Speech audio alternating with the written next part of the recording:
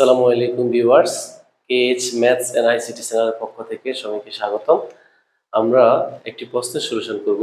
প্রশ্নটি হচ্ছে, একটি স্কুলে শিক্ষার্থীর সংখ্যা 500 জন, এর মধ্যে ছাত্রী সংখ্যা হচ্ছে 40%, ছাত্র সংখ্যা কত? ভিউয়ার্স, এই ধরনের প্রশ্নগুলো আমাদের বিভিন্ন কম্পিটিশনাল পরীক্ষায় আসে, কিংবা আমাদের যদি আমরা বলি ষষ্ঠ থেকে সপ্তম বা নিচের লেভেলের স্টুডেন্টগুলা এই ধরনের প্রশ্নগুলো সলিউশন করতে হয়। তো আমরা দেখি এই প্রশ্নটার সলিউশন করি।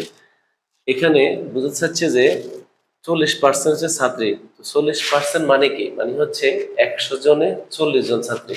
তো আমরা লিখবো 100 জনের মধ্যে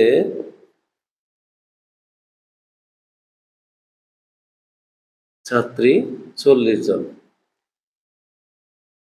সুতরাং একজনে অবশ্যই কম হবে, সেটি হচ্ছে 100 ভাগের 40।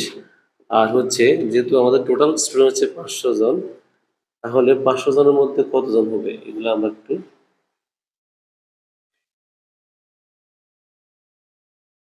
100 দিয়ে যদি আমরা 500 কে ভাগ করি, 5 আর 4 5 20, তার মানে হচ্ছে 200 জন।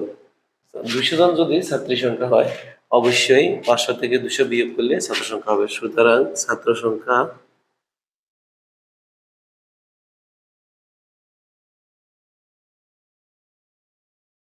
500 বিয়োগ 200